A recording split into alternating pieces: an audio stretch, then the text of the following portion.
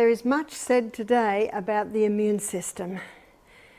It is acknowledged in just about every health circle that you would mix in, whether it be allopathic, medical, whether it be alternate, or herbal, or dietary, but it is acknowledged that the best way to fight disease is to have a strong immune system. So what I'd like to do in this presentation is I want to show you what is your immune system, because if you were to ask most people, what's your immune system, many would hesitate.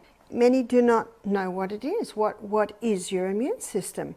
And so if strengthening your immune system is vital to keeping the body in good working order, is vital to being able to fight disease, then we need to know. And as the old proverb says, it's Proverbs 14 verse 6, knowledge is easy to him that understands. It is my aim to give you an understanding of your immune system, then you will automatically have the knowledge on how to strengthen it, and you will also know how to weaken it, which is something we need to keep away from. So let's begin by looking at what our immune system is. So looking at the body, God created the body with a coat of armour over it, and the suit of armour, so to speak, is your skin. So your skin is your front line of your immune system. And I think we all know that when you break that skin, you now have exposed the tissues, the blood, to the air, and we also discussed how there's microorganisms everywhere. And that skin is a barrier of protection. So as soon as that skin is broken and the blood is exposed, the raw flesh is exposed, then I think we all know if that happens, it's important to wash it and get excess dirt off. It's also important to cover it so that you're helping the body by protecting it while it is in that exposed and vulnerable state. So the skin is a front line. The skin is a fascinating organism, and it is an organism. If you were to stretch it out, it would take up a huge area, especially when you consider all the little folds between your fingers, between your toes. And it has millions of little pores. Dr. Kellogg called them millions of little sewers. Why did he do that? Because those pores are throwing off waste. Have you ever worn a white shirt? Especially on a hot day where you perspire a little more than usual, the collar can be quite brown at the end of the day, indicating the waste that's just come out of your body. And that's why it is so important to wash every day. Wash the waste off. Our top layer of skin is dead skin, which is why exfoliation of the skin is also important. Your skin throws off waste. Your skin also absorbs things. Your skin also breathes. In our last presentation, we looked in detail at the skin. We're not going to look in detail at the skin today. I just want to show you that's your front line of defense. But notice that wherever you've got orifices in the body, you've got a whole lot of defense lines there. So let's start by looking at the ears. We have our eardrum, but not only the eardrum, we've also got all those little hairs that are in the ear canal, so that if anything happens to get in there, those hairs can help to push it out. You've also got earwax, which also helps to trap things, so you've got a bit of a frontline system there. The eye. Notice with the eye, we've got two bones here and here, so if anything were to hit, it's usually stopped by those two bones. And then you've got your eyelashes. If anything comes near the eye, we automatically blink, and that blinking helps to keep most things out of the eye. But if, let's say, a little bug or something gets into the eye, when it gets into the eye is covered with this mucus, which is, of course, a liquid, and it traps or drowns or smothers that little bug that might have got in through the eyelashes and into the eye. And it's trapped there. And I think we all know if we make our eye go around and around and around and around, it'll eventually work itself into the corner of the eye. And when it gets into the corner of the eye, it usually can be just wiped out. The eye cells are remade every 2 to 3 days. And that is why when people are recovering from eye surgery, the recovery time is quite quick. But it also explains why if you get something in your eye, you need to deal with that pretty quickly. And our body wants us to, because you almost can't think. It is such a distraction having something that is in your eye. Sometimes it could be, I know we had one man who was working up at our retreat, and he was grinding, and he was only grinding it for a very short while, and he didn't feel that he needed to have protective eyeglass on, and a little bit of metal got into his eye. How are you going to get that out? And we were 2 hours from town when we were at our old property. Our property now, we're an hour from town, but our previous property, we were 2 hours from town. Well, some bright spark came up with a great idea, and we thank God for great ideas, to put a magnet near his eye, and it pulled a bit of metal out. But interesting to note that eye has a protective system there as well. Then we go to the nose, and the nose is also quite fascinating, because inside the nose there are all these little caves, so to speak. So when you breathe in air that has bits of dust on it, it is heavy. If you breathe in pure air, it is light, and it goes straight through to the trachea and down to the lungs.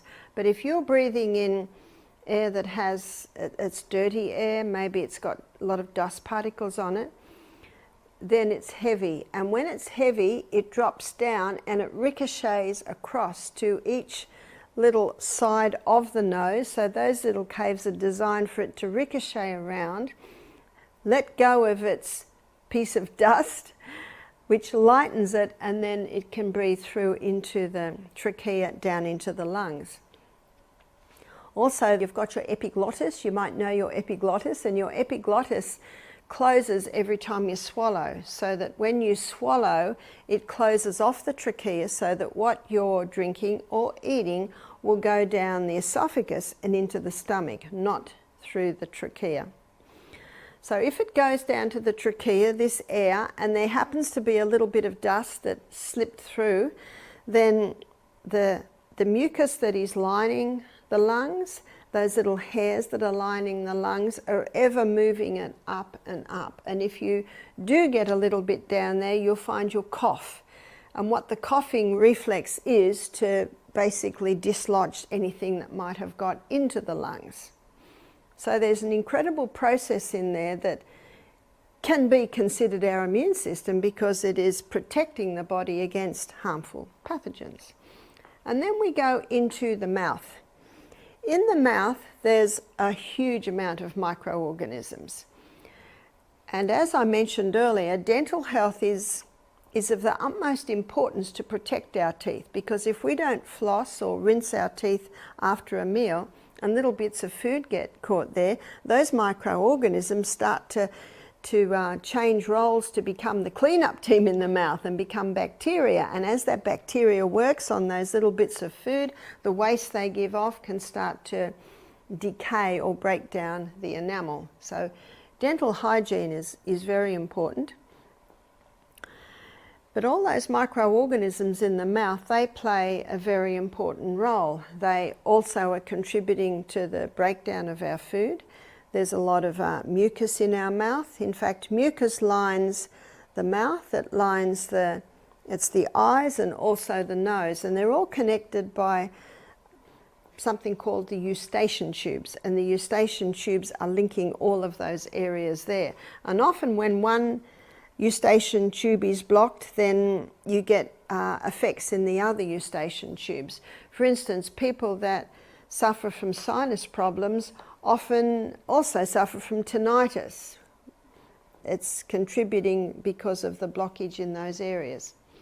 So now we're getting down into the stomach, and there's a valve from the esophagus and into the stomach. So I'm going to draw the stomach and show you how our immune system is even playing a role here. Lining the stomach are big folds. We had a look at this when we looked at the gut. And again, you've got a line of protection there. And that line of protection is mucus. So there are gastric glands that line these folds. And 2/3 of these gastric glands are made up of mucus. So those glands there, probably about that amount of them, are releasing mucus. And that causes a thick mucosa wall to line the stomach, protecting it from damage against hydrochloric acid. One drop of hydrochloric acid, if it were to go in your skin, it would burn a hole in your skin. So God designed the stomach with this thick mucosa wall. But down here, there are glands that release hydrochloric acid, and it's hydrochloric acid that I want to talk about. Pepsinogen is also released from here, and when it connects with hydrochloric acid, it releases pepsin, and that breaks down your protein. But we are studying the immune system, so the one I want to target is hydrochloric acid. Most people don't realise that not only does hydrochloric acid play an important role in breaking down or denaturing the protein, but it is also antibacterial, it's antifungal, it's antimicrobial. So if we happen to eat anything that has some bacteria in it or some yeast or fungus on it, that hydrochloric acid has the ability to kill it, basically to wipe it out. So you look at dogs. Dogs have about 10 times the hydrochloric acid in their stomachs compared to humans. And I don't know if you've seen what some dogs eat. My daughter lives out in the country, and across the road they killed a cow. Well, her dog was pulling the dead meat and bones in, and oh, it was a very bad smell, and the dog eats it. And the dog doesn't die, because the dog has about 10 times the hydrochloric acid that we have. So our frontline defense when we get into the body is our hydrochloric acid. Unfortunately today many people have low hydrochloric acid. How do you know if you've got low hydrochloric acid? If you've got low hydrochloric acid, then digestion is very slow. It's 5 hours after the meal and you feel like you've only just eaten the meal. And because the food's not getting broken down as quickly as it should, it can start to ferment, and there's bloating. So bloating is often a sign, and still not hungry 5 hours after the meal, that is another sign that the person has low hydrochloric acid. Well, how do you boost hydrochloric acid? To boost hydrochloric acid, we need to give breaks between the meals. And to be able to give a break between the meal, we need to be eating, and we've also looked at this, high fibre. High fibre slowly releases the glucose, so the food stays in the stomach a little longer. We need to be eating generous amounts of protein, because it's in the stomach that protein is broken down. We also need to be having healthy fats. Fats is found in your avocados, your coconuts, your nuts, your seeds, and maybe with the meal a little olive oil or coconut, depending on what your taste is. When these three foods are present in the meal, they cause the food to stay in the stomach longer, which means you can now do the time-restricted eating, which the research is showing is the most effective way to eat today, which is breakfast like a king, lunch like a queen. Isn't this history? Isn't this your old saying? And then supper like a pauper. One lady said, "What do paupers eat?" I said, "Sometimes nothing." When you are eating like that, check that one out, time-restricted eating. A lot of research today is showing that it is the most effective way to eat. And when you do the time-restricted eating, you are eating twice in a 6-hour period. So you're eating a good-sized breakfast, high in fibre, proteins and fats, a good-sized lunch, high in fibre, generous proteins, healthy fats, and then you don't eat again till breakfast the next day. And if someone is a little hungry at night, maybe they didn't get enough lunch, they could have a protein drink, they could have maybe a smoothie, they could have an avocado. That's a nice evening meal that digests very quickly. Or maybe a bowl of soup, just something light, if they have anything. So when you eat like this, you're giving your stomach a break. And when you give that stomach a break, it has the opportunity to replace all the digestive enzymes, the hydrochloric acid, so that your next meal, your glands have got they're well supplied with the enzymes required to break down your meal.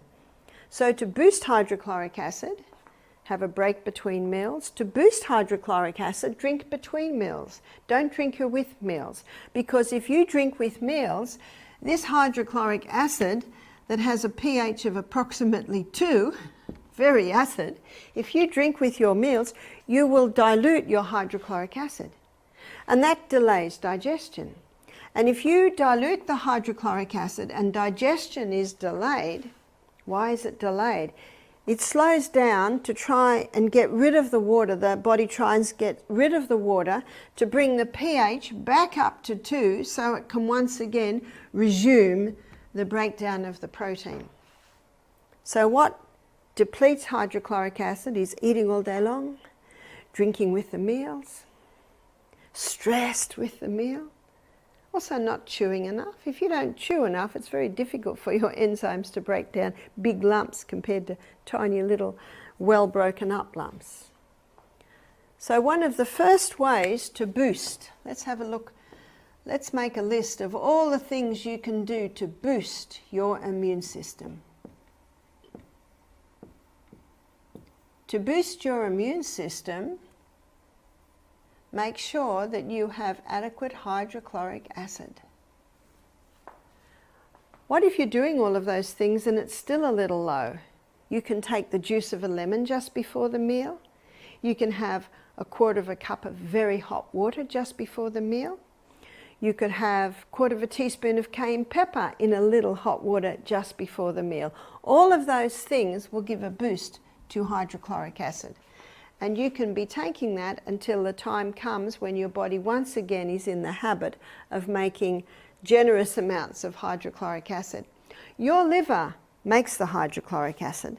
And yesterday your liver needed 2 cups of water to make enough hydrochloric acid for breakfast. Yesterday your liver needed another 2 cups of water to make enough hydrochloric acid for lunch. So adequate water.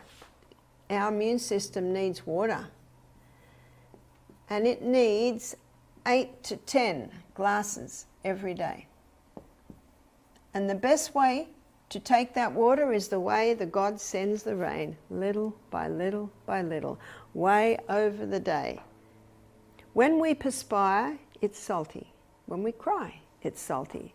Our blood is salty. And so we also need the salt. So the whole salt. The whole salt, and ideally this is Celtic salt. If you can't get Celtic, use Himalayan. Celtic salt has 82 minerals, whereas Himalayan salt has 75, so it's fairly close. So a little bit of salt before each glass of water, and what this does, this is supplying the minerals, and the minerals are vital for the proper functioning of the whole of the body, and the immune system is no exception there. Going further down the gastrointestinal tract, we're going to go further down now, and we're going to have a look at the next front line of our immune system, and it's the villi that line. So these villi are a little different. They're a lot smaller. They're not like the big folds that are lining the stomach. They're villi, and up the middle of the villi is a lacteal. That's part of the lymphatic system. Your lymphatic system sweeps away waste from the tissues. So an important part of ensuring that you have a proper functioning, effective immune system is to vacuum your body every day, because the more waste that's in your body, the more bacteria is going to have to develop to clean it up. Over these little villi is your blood capillary network.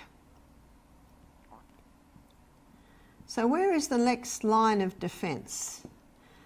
The next line of defense is your gut flora. So your gut flora basically forms a thick turf wall, and it covers those villi.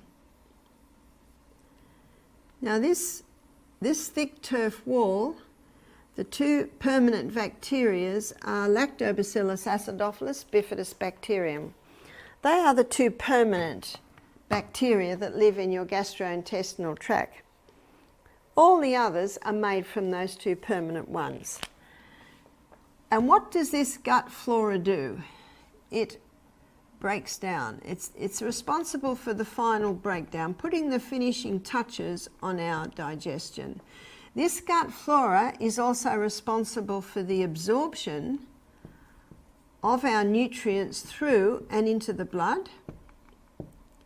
This gut flora, and now we come to the immune part role, and now we're coming to the second front line of defense, and it plays a protective role.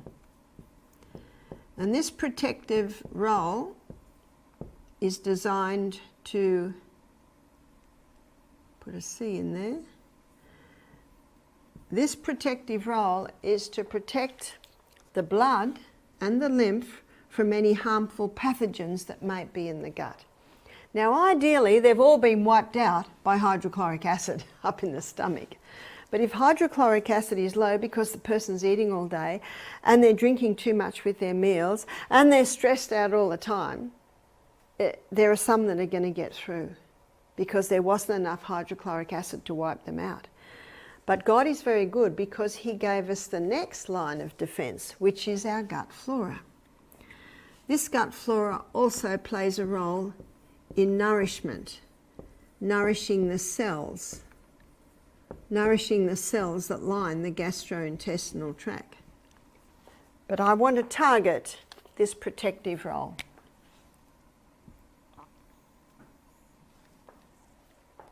You see, the body's doing all it can to protect the blood. We saw what the ears do to protect the blood. We saw what the eyes do to protect the blood. We saw what the nose does. And now we've gone down the gastrointestinal tract to see how there are different processes in place to protect our blood from any harmful pathogens that might come in on our food. Again, if hydrochloric acid's low and some of those harmful pathogens are getting through to the gut, we've got another line of defense, and this is the gut flora. The Lactobacillus acidophilus bifidus bacterium. So what we need to look at is what would break that down. Because if that's working well, we have nothing to fear. So what breaks down that gut flora? What breaks down the gut flora is a few things. Refined sugar. Refined sugar is toxic, it's highly acid, and it has the ability not only to break down that gut flora, but that gut flora runs according to precision balance, a fine balance of the yeasts and bacteria in the gut. And when the bacteria is wiped out, the yeast can get out of control, and the refined sugar feeds that yeast, so it starts to repopulate at an astonishing rate. What also breaks it down is antibiotics. I acknowledge, and I'd be a fool not to, that antibiotics have saved life. Of course they've saved lives. But we've got a problem today, and the World Health Organization is so concerned about this that they have a sign in every doctor's surgery. And that sign says the biggest health crisis they believe today is the overuse of antibiotics. The human body can cope with one or two courses in a lifetime, but the things that you're learning in this series hopefully means that you can get by most things without ever having to go to an antibiotic. I'm so glad that the coronavirus is a virus. Otherwise, people would be being bombarded with those antibiotics. And I do hope that if you have the coronavirus, you are not given an antibiotic, because it will not help. One writer said taking an antibiotic is like dropping an atomic bomb in the gastrointestinal tract. What did the atomic bomb do? It wiped out the good and bad. And that's what antibiotics will do. Yes, it'll wipe out the pathogenic bacteria, but it will also wipe out the good bacteria.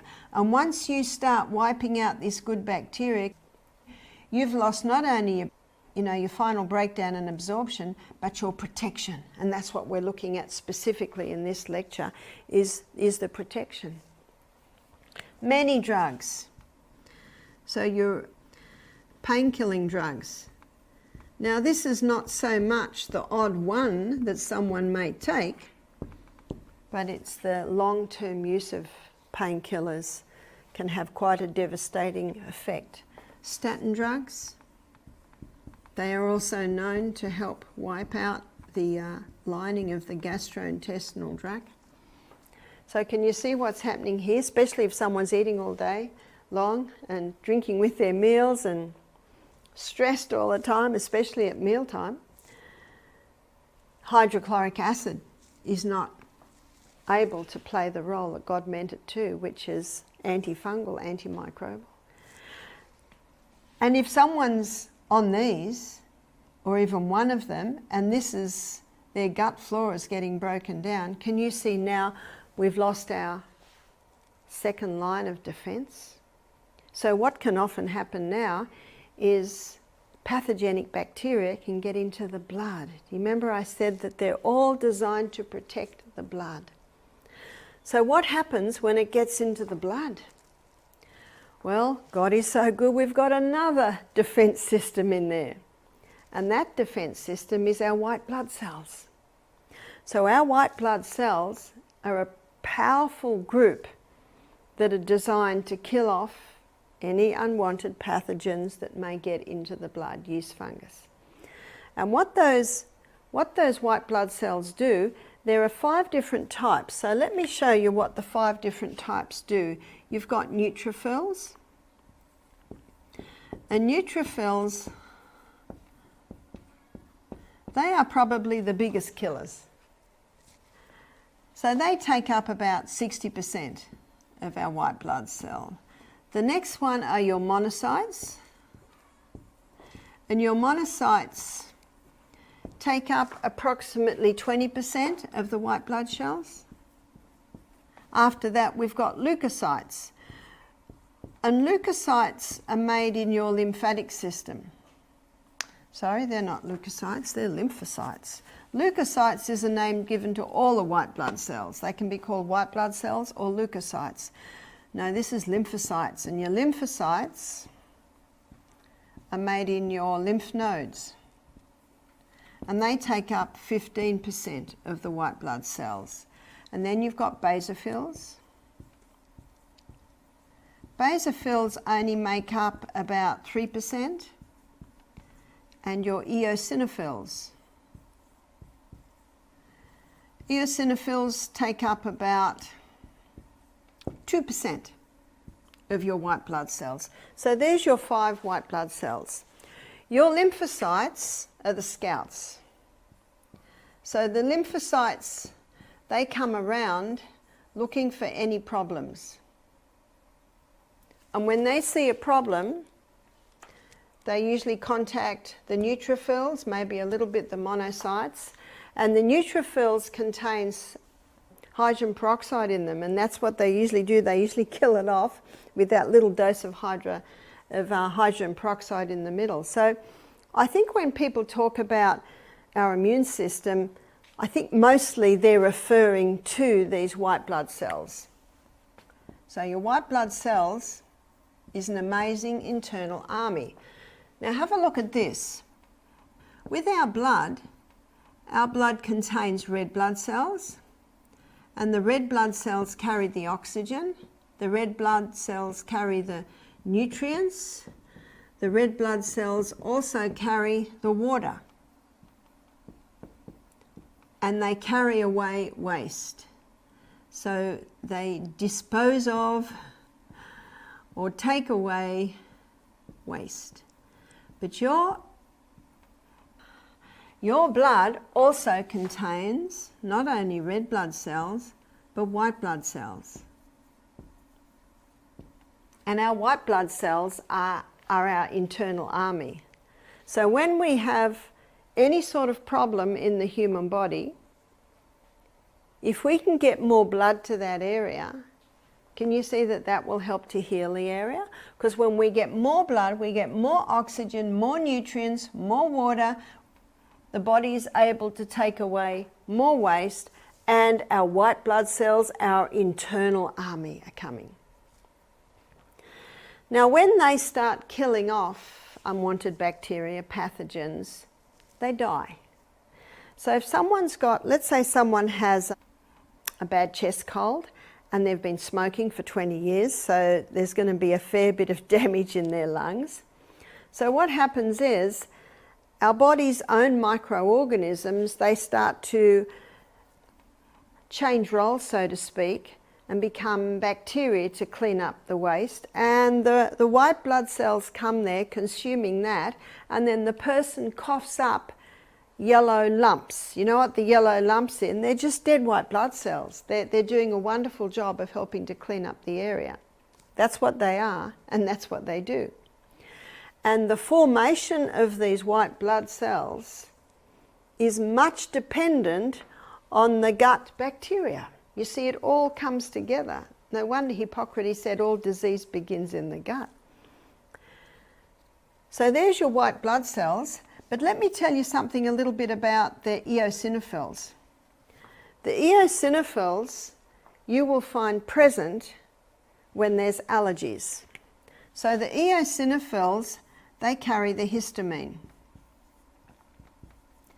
And the histamine is also a protein that's released by the body to help manage drought management. So if a person's dehydrated, they'll also find more eosinophils. But if the person's eating a food that they have an allergy to, there will be also more eosinophils. And when eosinophils are high, histamine levels are high, then the person gets allergy type response. There's your hay fevers, there's your allergies to the dust mite, allergy to cat, allergy to pollen. I've noticed that when a person has these allergies, if they change their diet and eliminate the most common allergen foods, then they don't have the allergy to dust mite anymore, they don't have the allergy to pollen anymore, they don't have the allergy to cat anymore. So that's the good news. So what are the foods? So we'll make a list of the allergen foods here. So if someone has an allergen or an allergic reaction, it's usually because the eosinophils have been activated to deal with it, and with their high histamine levels, there's the allergy type responses. Peanuts, they're a common allergen food, to the point where I'm pretty sure in Australia, peanuts are banned from schools. Also dairy. There is a small percentage of people that can handle dairy, and it's usually because it's in their heritage, maybe dairy farmers for the last several hundred years. It's certainly not in my heritage. I've always found dairy very difficult to handle, and I think it's because it's not in my heritage. Hybridized wheat. Now, what's caused the allergies to the hybridized wheat was the hybridization of the wheat. So the wheat was put through intensive crossbreeding in the 50s, went worldwide in the 70s, so by the 1990s, every wheat product you buy is made out of the hybridized wheat. What are the symptoms of an intolerance to the wheat? Celiac's probably the most severe, but you can have a wheat intolerance. You can have a wheat sensitivity, so you've sort of got different stages. If someone is sensitive to wheat and they keep eating it, they can certainly develop the intolerance, and then if they keep eating, they can certainly develop into something that's more severe. The gluten intolerance is often called celiac.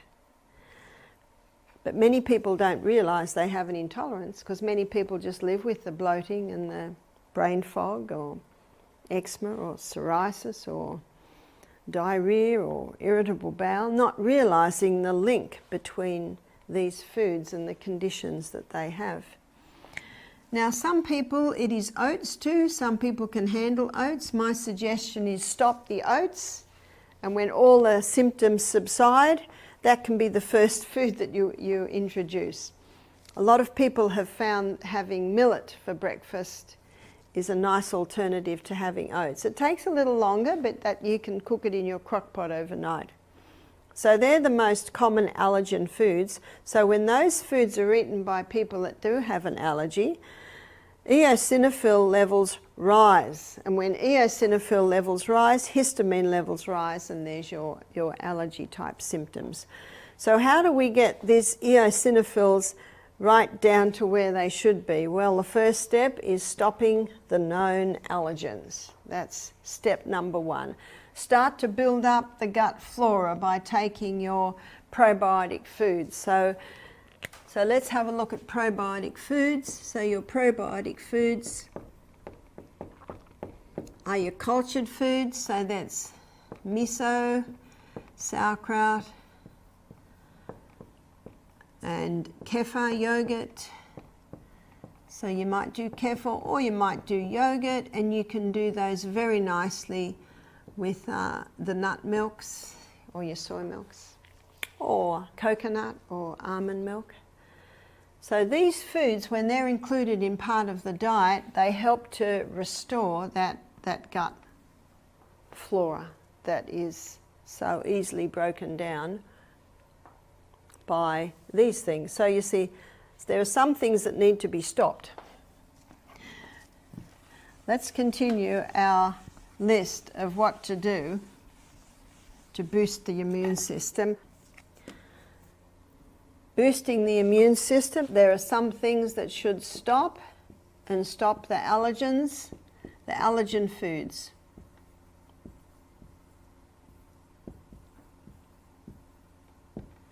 I find with some people they also need to stop the nightshades. You see the nightshade group of vegetables, that's tomato, eggplant, bell pepper and potato.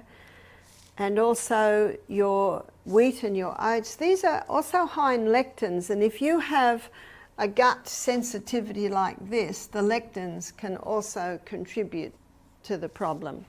So stop the allergen foods and increase cultured foods. Oh, there's another one up there that I didn't put, and that is your sourdough breads.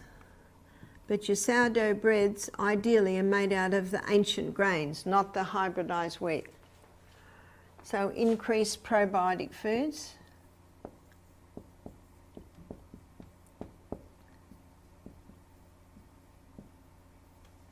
So with the hydrochloric acid, as I said, increase. And can you see that you're stopping the irritants? I'll also add here, and most people that are watching this don't do this, but for some who might still be doing it, the caffeine. Caffeine is also quite a disastrous food for the gut, and alcohol.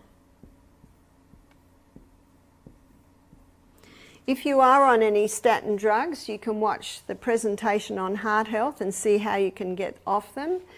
If you are on antibiotics, you can watch the poultice lecture, and it will show you how you can take a flu bomb instead of the antibiotic. If you want something sweet, you can go to your natural sweeteners like the honey and the palm sugar and also the maple syrup.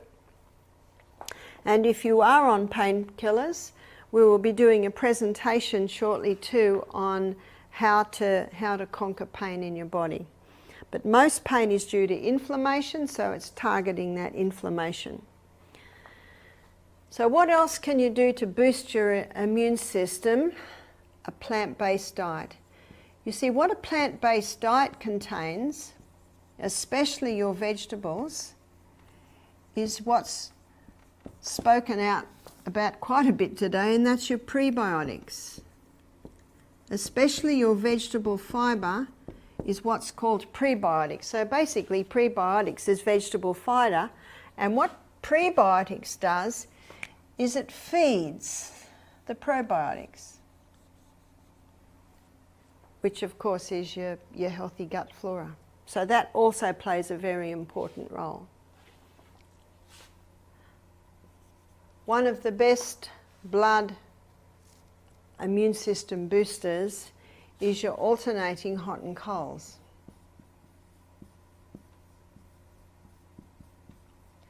So what do I mean by alternating hot and colds? A lot of people fear a fever, but when you think about it, God designed the fever to play a role in fighting disease. And for centuries all through Europe, health centres have used fevers to heal illnesses. Because when the temperature rises, then the production of your white blood cells that are made in your bone marrow with your red blood cells, the lymphocytes are the only ones that are made in the lymphatic system. But when the temperature rises, your immune system production also automatically increases. Temperature rises for a reason. Temperature rises to kill pathogens in the body. So never fear a temperature. When I was a nurse, if someone had a temperature, we immediately cooled them down and gave them Panadol, I think we do, to get that temperature down. But I do not do that now, because since studying the human body and realizing that the temperature is there, or the temperature has risen, which is called a fever, for a reason. And the only time the brain might convulse is if it gets dehydrated. So it's of the utmost importance that someone with a fever sip, sip, sip, be sipping the water, even suck on ice, just sip, sip, sip. That water must go in. But also, if they cannot take any water, maybe they're vomiting, you can get water into the body via an enema. If you give an enema, you can get 2 cups of water in like that. It's actually quicker than a drip. I think every home should have an enema kit. In fact, all through Europe, it was traditional that every home had an enema kit, because when someone was sick, they found that they always began to heal a lot quicker if their bowels were emptied. But if they had a fever, they'd put water in that way, and because increasing the hydration of the body helps to cool the body. 3 things to remember with a fever. Fever is your friend.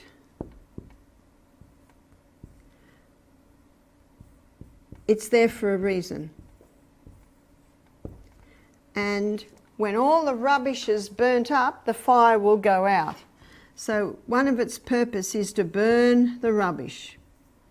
Or I think in the US you call it trash, is that? Or waste. And number 3, water puts the fire out. So water puts the fire out. So what do I mean by that? You can use water to reduce that fever. The most powerful way is drinking it. So as much as you can, just sip, sip, sip, sip the water. But you can also use water externally. This fever is boosting the immune system. At our retreats, we have steam saunas, and we give people fevers every afternoon. They go into the steam sauna, and the steam gets them very, very hot. Then they have a cold shower or cold dunk. Over at Misty, it'll be dunking in the creek. And then back into the steam bath. Usually by the 3rd steam bath, their temperature can be up to 40, which I think might be, that's Celsius. Fahrenheit, it might be, I think, a little bit over 100. And you always end with cold.